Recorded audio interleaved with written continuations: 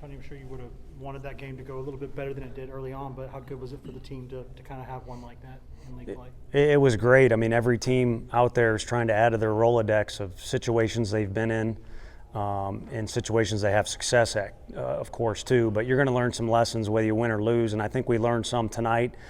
We got better because, we just got to play. I mean, the weather kind of made you think like what's going to happen here. But we got to play ball. It was definitely a game where if you're not hooked up for all 9 innings, you're going to get punched in the mouth. And, it could have went for either team. You guys were there seeing the whole thing. So, again, we were able to learn some lessons and yet still win the game. But, I think having some guys in some situations individually that they hadn't been in yet, and then our team being in some situations that we haven't been in recently was definitely a positive to take away. What were some of the good lessons that you saw from the guys and just the way that they kind of handled themselves and responded throughout the game?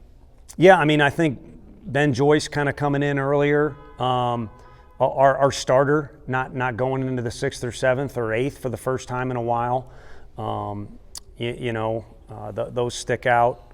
Mark McLaughlin kind of came in a different spot that he's been in most situations, in particular in SEC games. And then Booker, gets that hand injury and just kind of throws our plans out of whack for who he is and what he can be for this team. So I even would throw it to the offensive side that we were able to kind of do a couple different things there. How about Christian Scott? What have you learned from him? Past 2 SEC starts seems to really spark on Sunday and then spark that 7th inning tonight. Yeah, I mean, his first at-bat was about as annoying, if you're, throwing to him, about annoying of an at-bat or as pesky of an at-bat as you can put together, and then he gets on base with it. So he's been incredibly valuable for us ever since he stepped foot on the campus in a lot of different ways. And it's maybe not as talked about as much as Will Mabry kind of seems to be the guy, the development conversation piece, and then Trey Lipscomb, of course, is a guy who redshirted and has kind of bided his time, although I think COVID kind of got him a little bit as far as playing time goes. Christian Scott has gotten better in a ton of different areas since he's been here, and the number one area is just more mature as a kid and a ball player and a teammate, and he's a joy to be around. So I like when he gets to get out there in the lineup. Good or bad, he's got a lot of teammates that are quality players too. So we'll hand the baton off at some point to somebody else, and then he'll get it right back. How rewarding is it to see someone like him who stayed in a lot of competition instead of transferring somewhere else, kind of had the success he's having? I love it because I like the kid, but then if you're trying to hang your hat on, something as far as when you come to work, guys have to like where they're at in order to stay when it's not going so good. I mean, anyone who's hitting 450 or has 7 saves or something like that probably is enjoying their baseball collegiate experience, But for other guys that are asked to pinch run or come in and bunt or come in and play defense in the 9th inning, it's pretty easy to go home and gripe to your buddy or your girlfriend or whatever it might be and say, maybe the grass is greener on the other side. And I think these kids are all learning a valuable lesson that, to have a good team, it takes a bunch of guys to fill a bunch of different roles. But the only way they're going to buy into that role is, I think, if they really enjoy their work environment. And I think he's one of those guys. Tony, with Coach Chase, was it just a feel issue a little bit? Yeah, a little bit, just kind of seeing it. I mean, he said he felt great to Coach Anderson in the bullpen and just a little bit of a feel thing. I've had the good fortune of being around some big league pitchers, and I bet I can give you 5 right now real quick in my head that they didn't get out of the first inning. So there's a lot of repetitions over the course of a season. And if that ends up being his worst night, which there's a decent chance it was as a pitcher, that's a pretty good worst night. I mean, you could tell they were fired up to face him. They certainly, as you saw, for 9 innings, put together some quality at-bats. On top of that, they got capable athletes. It was kind of a nasty night. I mean, you could turn that to either side, whether it's a pro or con, but just a feel thing. And if that's his worst outing of the year, great. And if not, then we'll expect him to battle through those circumstances because now he's kind of seen what it looks like. You having to call in your bullpen this earlier, use this many guys in a game. Really, what did you like about what you saw from those guys, and how important is it to have like a 7-inning stretch there where everyone comes in and does their job? Yeah, you did. You liked everything about it, and the guy did a really good job against Camden. But overall, you'd like to think that he contributed and kind of filled his piece there too. The only thing that gives you a sour taste at it, if you're going to go sit up in the coaching staff offices, is that was such a quirky deal. They made 2 switches you're not really set up to use your closer there. Kirby's our only guy left other than our closer, and Blade is probably, for all intensive purposes, done for the weekend after we use him tonight. At least in my opinion. He's going to maybe hear that and fight me about getting back out there. We'll see.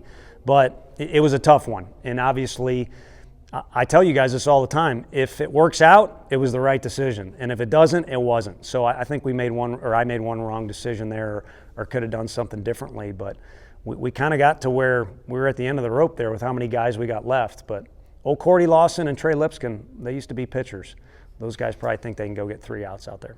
Hey, Coach, friendly conversation with Blue earlier in the game there. What was the thought process going through your head when Zoo throws the ball into the dugout? Yeah, just the fact that the catcher made a good block, if I remember that part correctly, picked it up and threw it in the dugout. And what we saw and what we heard was time and hands go up for other umpires after the ball was already thrown. And the appropriate order would be to get time and then you discard the ball. But at the same time, we're looking at what we're looking at. I can't see the whole field, and we're not on the field, so maybe there was a conversation there that was different. But it was all about whether time was called after or before. And so that was our argument. And then, I come back to the dugout and everyone's yelling, have them review it. Well, I don't even know if it's reviewable. It turns out it's not. So when they did all that, they were just trying to make sure they got it right and fulfilled our request, which I appreciate, but it's not a reviewable play. We should have drove the guy in on our own doing and should have done some other things better early in the game anyway.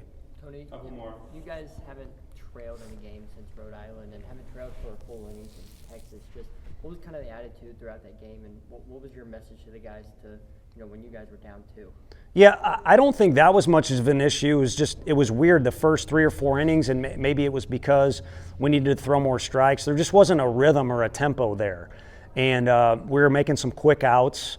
I mean, Miles he threw pretty well against us last year too, and now he's a year older and you could see more developed. So there wasn't a real flow to the game, and there's certainly, if there was one, it wasn't going in our direction. But I didn't sense any panic or stress or anything like that. Again, if our guys learned something tonight, one thing should be 9 innings is a long time. So you need to be ready to go out of the gate better than we were, and you also got to finish, as strong as possible. What's going through your mind when Trey hits his shot and it's being reviewed in the 5th? And then how would you rate his performance today? Yeah, when that deal's going on, Trey comes in the dugout and the guys are all hooting and hollering, but I just wanted to let them know, really anytime there's going to be a replay is hang out and see what they say.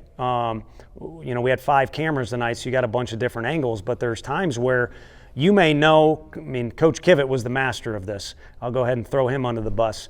You may have saw what you saw, but these guys got to make full speed judgment calls, on the fly, and then, the review is there to, try and get certain situations right, but maybe the camera doesn't have it, or maybe it's not clear cut. So the rule is appropriate to go with what the umpires say. So at the end of the day, we don't have control over any aspect of that. So the best thing to do is hang out and ask what your assignment is, or listen to what your assignment is, and then go do it. How would you rate Trey's performance? Yeah, sorry about that. I thought we needed a spark from somebody, and Seth Stevenson's kind of been that guy. Christian Scott's been that guy. I feel like Ben Joyce is that guy when he gets on the mound.